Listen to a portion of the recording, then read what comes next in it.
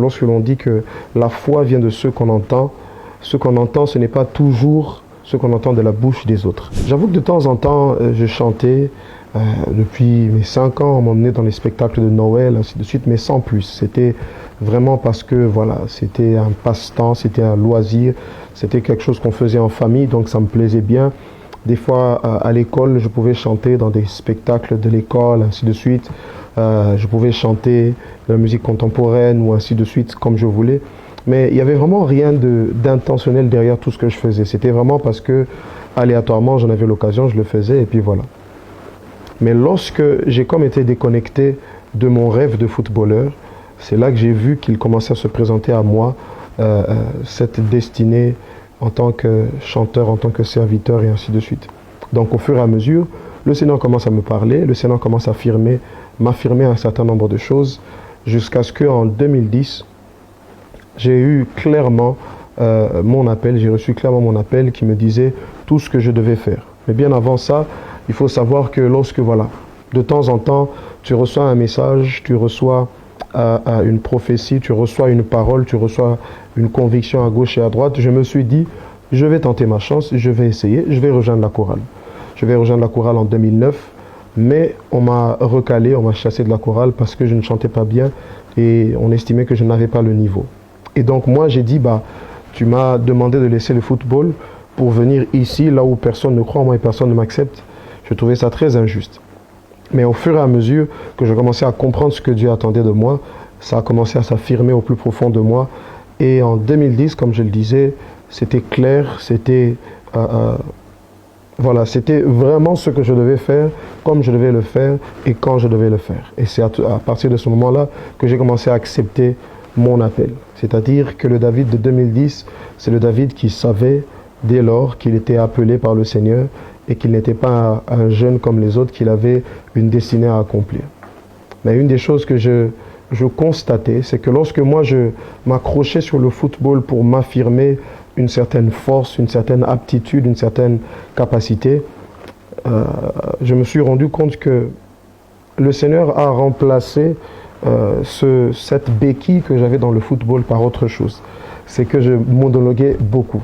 Je suis quelqu'un qui, jusqu'à ce jour, je monologue beaucoup. Je parle beaucoup à moi-même, je parle beaucoup en moi-même. C'est un exercice que j'aime beaucoup faire parce que ça me permet d'extérioriser ce que je ressens au-dedans de moi ou ce que je pense ou ainsi de suite. Et donc, je suis passé de celui qui faisait le football avec beaucoup de frustration, mais pour se défouler, à quelqu'un qui commençait à s'asseoir et commençait à se parler à lui-même. J'ai longtemps fait cet exercice, je m'asseyais et je commençais à me parler à moi-même. En fait, je me disais tout ce que Dieu était en train de me dire que je devrais être, que je devrais devenir et ainsi de suite.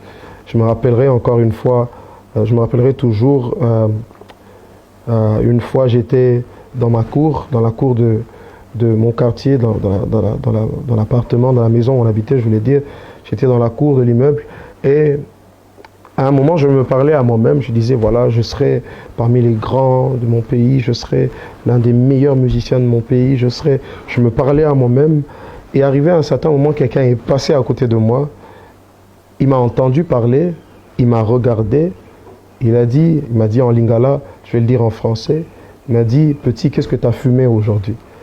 Parce que pour lui, ce que je disais, ça correspondait vraiment pas du tout à ce que j'étais, à ce qu'il voyait de moi. Mais ce petit exercice que je faisais régulièrement m'a beaucoup aidé à affirmer au-dedans de moi un certain nombre de choses. Ça m'a aidé à me découvrir, ça m'a aidé à me voir tel que Dieu me voyait. C'est là que j'ai appris que lorsque l'on dit que la foi vient de ce qu'on entend, ce n'est pas toujours ce qu'on entend de la bouche des autres. Des fois, c'est aussi ce que l'on entend de sa propre bouche. Parce que lorsque vous parlez, vos oreilles vous entendent. Et donc j'ai appris et j'ai commencé à parler à David, au jeune David qui était timide, qui était renfermé, qui était hésitant, qui n'avait pas de confiance à lui. J'ai commencé à lui affirmer toutes ces choses. Au fur et à mesure, ma confiance grandissait.